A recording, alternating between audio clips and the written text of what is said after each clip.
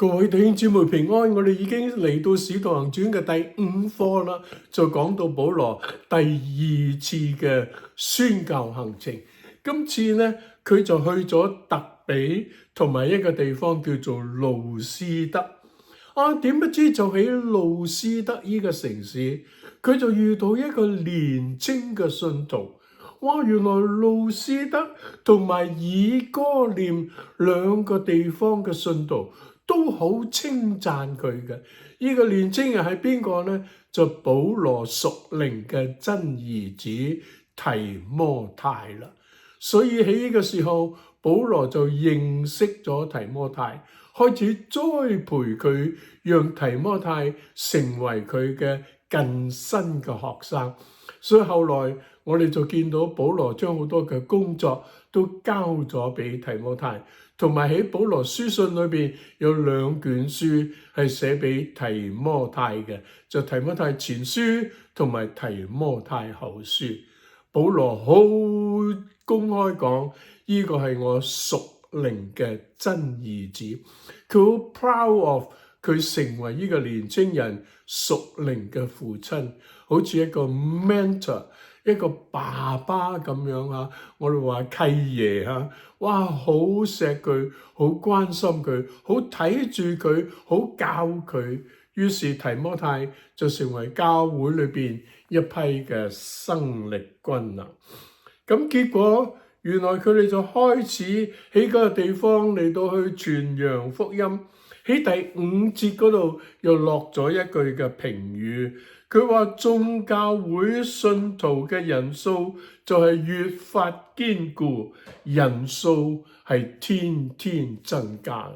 好多時候喺使徒行傳裏邊就有一啲咁樣評論嘅句語有時我哋讀聖經就要留意，即係話喺度呢係作者使徒行傳嘅作者特別描寫喺呢個地方，當保羅傳完福音之後，嗰個效果係點樣啊？信徒都得堅固，人數係天天嘅增加。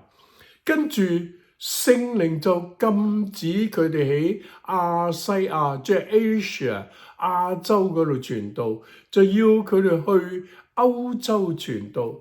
原來帶領佢哋去海外宣教嘅係聖靈喺背後工作。於是保羅就喺夜晚黑，佢就見到一個嘅異象，有個馬其頓人向佢招手佢話請你過嚟馬其頓幫助我哋咯。於是保羅就扭轉咗佢航行宣教嘅方向，於是佢哋就去到馬其頓去幫佢哋。咁佢哋去到尼亞波里，去到腓立比。腓立比係馬其頓第一個好重要嘅城市。咁保羅呢就喺安息日去到河邊，因為佢聽講河邊嗰度呢有班婦女喺度祈禱。其中有一個呢係賣紫色嘅布匹嘅，就叫做呂底亞。點解要特別強調呢個姊妹呢個婦女賣紫色布呢？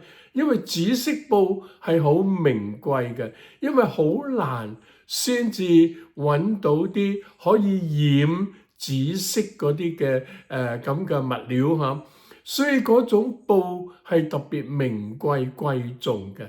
即係話呢個婦女好識做生意，佢做嘅係高檔嘅質料嘅生意做啲高級時裝賣俾啲尊貴嘅婦人嘅，所以佢就係叫做呂底亞。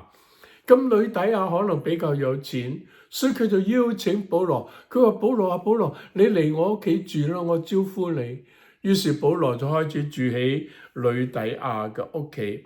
咁點不知喺馬其頓有個行邪術嘅人，因為佢冇乜生意啦，好多人都湧去聽保羅所講嘅耶穌，於是呢佢就誣告佢，結果就俾人囚禁。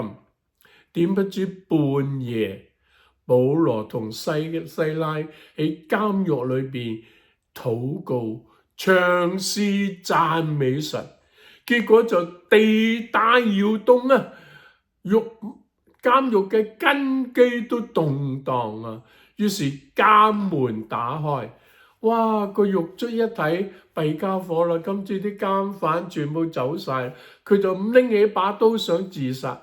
點知保羅西拉就出聲話：我哋都喺度啊！咁，哇！呢個獄卒好奇怪，乜你哋唔走嘅咩？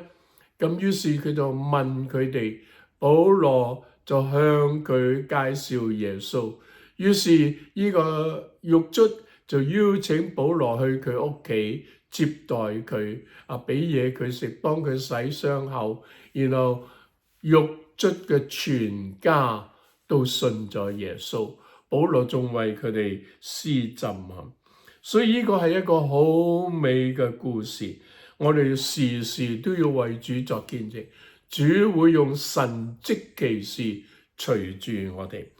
跟住去到第17章，就佢哋開始嚟到帖撒羅尼迦，一連3個安息日都講解耶穌基督嘅復活啊！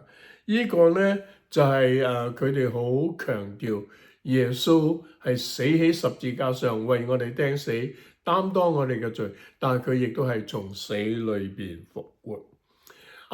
點不知帖撒羅尼迦啲人就話：哇！呢啲搗亂天下嘅人嚟咗啦，形容佢哋係搗亂天下 ，make the world upside down， 即係將世界反轉嘅人。各位，原來我哋基督徒係一群有影響力、有見證，可以喺唔同地方為主作美好嘅榜樣，叫人睇見我哋可以扭轉呢個世界，因為福音有改變嘅大能。保羅西拉跟住就去比利亞，咁遇到嗰度嘅人呢，係比帖撒羅尼迦嘅人更加開明、熱心，同埋佢哋係更愛慕主嘅道，天天查考聖經。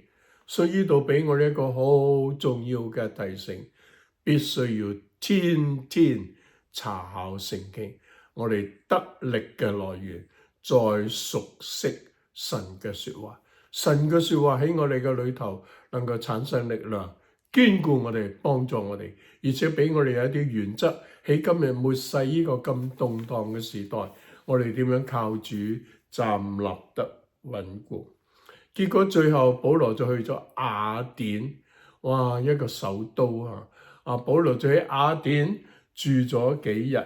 咁咧，佢就見到當地嘅人咧，就喺一個地方叫做伊壁鳩魯，就喺嗰度咧嚟到去爭辯。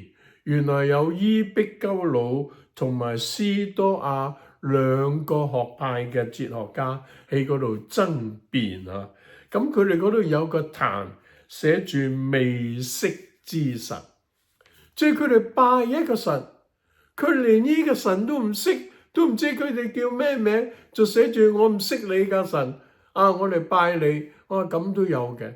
今日好多人就追隨一啲民間嘅信仰、民間嘅習俗。人哋話拜土地，佢又拜土地；人哋話拜觀音，佢又拜觀音；人哋話拜邊個，佢又拜邊個。佢哋唔知嗰個係咪真嘅神，只係一味向神燒香。向神嚟到求，讓我哋呢群基督徒努力為主作見證，向佢哋介紹我哋所認識嘅耶穌。然後去到第18章，保羅就去咗哥林多啦。咁咧就有一對嘅夫婦叫做亞居拉同埋佢嘅太太百基拉，喺意大利嚟，佢哋都係做織帳棚嘅。